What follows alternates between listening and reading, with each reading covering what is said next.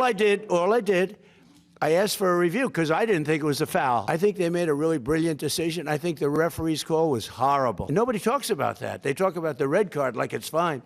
Nobody talks. The referee's decision to red card. I didn't know what the hell a red card was. When I found out, I said, you got to be kidding. The 2026 World Cup has been terrible, and the football isn't even the main reason. Whether you're 8 years old stressing over a math exam, or 25 stressing over your taxes, whenever the World Cup arrives, everybody feels the same thing. Excitement. For 1 month, regular life almost stops. Remember the songs, the celebrations, the upsets, the players who become national heroes, and that one random country that somehow makes the whole world fall in love with them. I wasn't expecting this tournament to recreate the magic of 2010. Every World Cup has its own identity, but I definitely was not expecting to see so many people spend this one arguing about everything except football. FIFA told us the hydration breaks were purely sporting and had nothing to do with money, yet every time the players reach for water, we get bombarded with advertisements. And if turning football into a 4-quarter sport wasn't enough, for the final we will most likely get a 30-minute halftime show. I came to watch football, not the Super Bowl. But honestly, the commercialization was only the surface. By the end of this video, you'll see how those controversies expose the biggest contradiction of this tournament. FIFA says football brings the world together, but this tournament reminded everyone where the divisions still are. At the border, in who gets to belong, and in who has enough influence to bend the rules. And everything begins with somebody FIFA personally invited. Omar Abdulkadir Artan earned the opportunity to make history as the first Somali referee selected for a World Cup. He reached the host country ready to participate in the biggest tournament in football, and his World Cup ended at immigration. In Mogadishu, thousands turned out to welcome home a man many consider a national hero.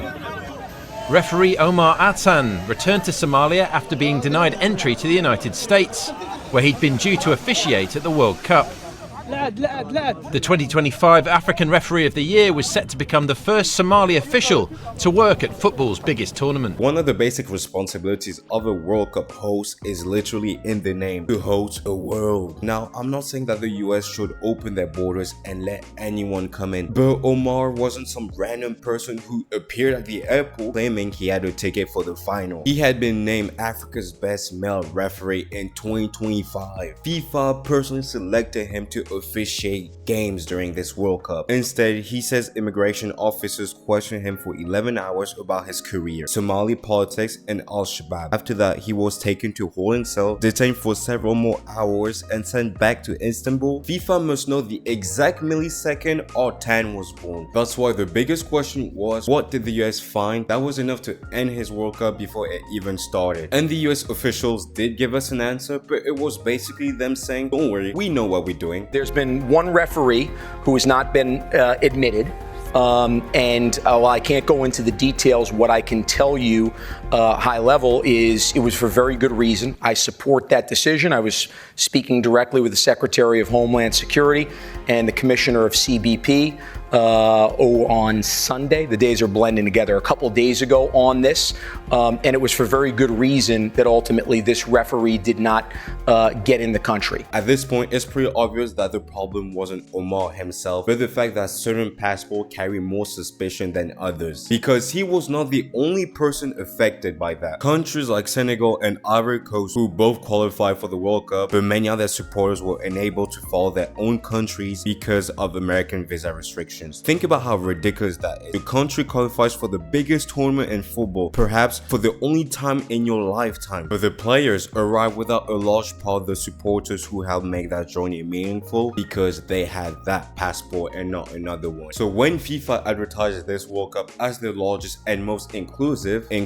for whom? And if that had been the only controversy of this tournament, we could have still enjoyed it. But unfortunately, the next one is even worse. Even for the players who were allowed through the border, the next controversy showed that entering a country does not always mean people accept that you belong there. The racial controversy between Mbappe and the Paraguayan senator just got even crazy. If you aren't following, everything took place around France's heated match with Paraguay, in which after the match, Mbappe celebrated in front of the Paraguayan keeper instead of shaking his hand. That's when this Paraguayan senator posted on Instagram calling him a colonized Cameroonian, pretending to be French, that he's ugly, and that he should have been slapped after after the match ended. On Twitter, she posted something saying that he didn't learn to write, that he sucked on coconuts instead of drinking his mother's milk. Some very nasty and racist things, to which Mbappe responded on Twitter, which is now at 50 million views. He called her despicable, unworthy of her position, and quote, "Because of your thoughtlessness and your blatant racism, the whole world has already forgotten the historic journey and effort your players made during the World Cup." And this is where the controversy becomes bigger than Mbappe, because this suspicion is never applied equally. Nobody watches Messi play for Argentina and says he's pretending to be Argentine because he looks European or has European ancestry. But whenever black or immigrant descendant players represent France, England, Belgium, Spain, or another European country, suddenly everybody becomes an ancestry detective. And that is the real problem. Some people still have a visual idea of what a real citizen is supposed to look like. And if you do not match that image, your passport suddenly needs an explanation. And that does not only affect Mbappe, it affects everyone who has ever belonged to a country but still got treated like a visitor. You can be born there, raised there, speak the language, support the team, know the anthem, and still get looked at like your belonging is temporary. That is what ruins the tournament, because instead of debating goals, tactics, and who goes it in the knockout stage, it's all about, oh, his dad is from Cameroon, so he's not French. And the worst part is that this comment did not come from an anonymous Twitter account with 12 followers and no profile pic. It came from a politician. Paraguayan senator made racist comments about Mbappe after France knocked Paraguay out of the World Cup, and instead of taking responsibility, she tried to explain herself by saying she came from a generation where that kind of language was normal. Fue un desatino, es un patrón que detesto en realidad.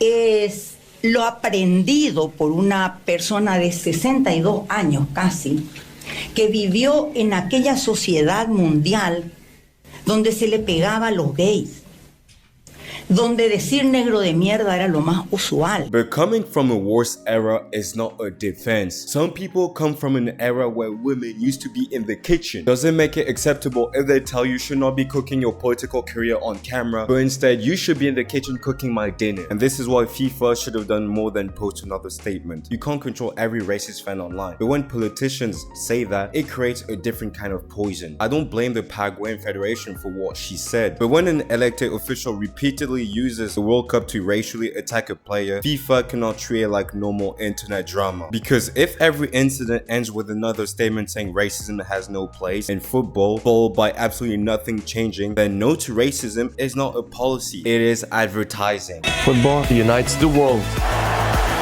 FIFA can find time to make the World Cup feel more like the Super Bowl, but when politicians use the tournament to question whether black and immigrant descendant players truly belong to their own countries, suddenly all we get is another statement. The final controversy was even more damaging because it suggested that while some people struggle to enter and others struggle to be accepted, the most powerful people might have enough influence to make the rules bend for them. And yes, I'm talking about the time Trump recommended Infantino to remove Balogun's red card suspension. We begin this afternoon with a White House phone call shaking up tonight's World Cup matchup between the U.S. and Belgium. In a surprise move, FIFA lifted U.S. striker Flo Balogun's one-game ban after a referee red-carded him in a previous match. He is now eligible to play in tonight's game. And in a statement earlier today, Belgium's governing body on football confirmed its appeal to that decision failed. Lauren Balogun received a red card against Bosnia, which usually means one thing: you will miss the next match. And out of nowhere, the greatest pundit in history, Donald Trump, felt that this was not a foul. So he recommended to Infantino that they should probably look at it again. All I did, I asked for a review because I didn't think it was a foul. And, you know, again, I'm good at this stuff. I didn't think it was a foul. I thought it was two great athletes that crashed into each other and got entangled. I think they made a really brilliant decision. I think the referee's call was horrible. And nobody talks about that. They talk about the red card like it's fine.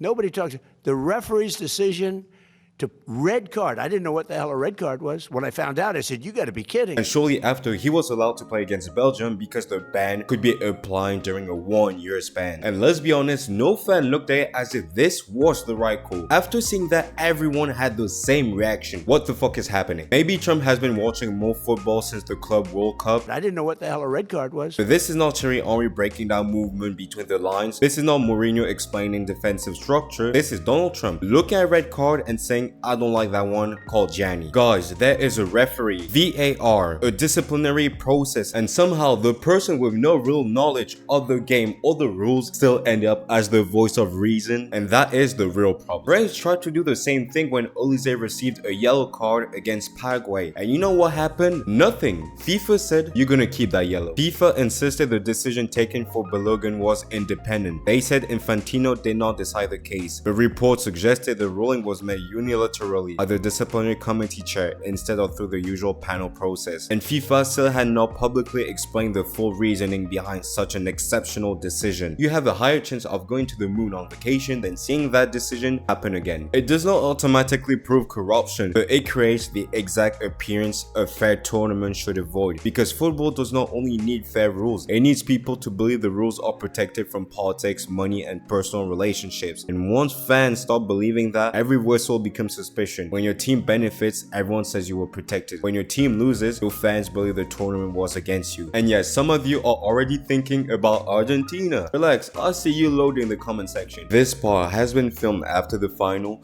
and after watching the game, I can't deny that one side may have been more favored than the other. And let's not pretend that favoritism is something we can't find in other sports, but usually the organization will try to hide it. Here, I do not know if they took a day off for the World Cup, but it felt like they only cared about maintaining a certain agenda. But that's the point. Decisions like this create the perfect environment for conspiracy, and it ruins the experience for everybody. Football is supposed to let countries with completely different levels of money and political power compete under the same rules. But this World Cup kept giving the opposite impression. Some people could not enter because of the passport they carried, others were told they did not belong because of the color of their skin, and then one of the most powerful presidents, if not the most powerful president in the world, appeared close enough to FIFA's disciplinary process that an American player's suspension vanished before the next match. And all those shenanigans just for the Belgium team to get them belt to ass anyway. But the damage lasted longer than one game, because once supporters believe influence matters more than the rule book, they are no longer just watching football, they are watching for proof.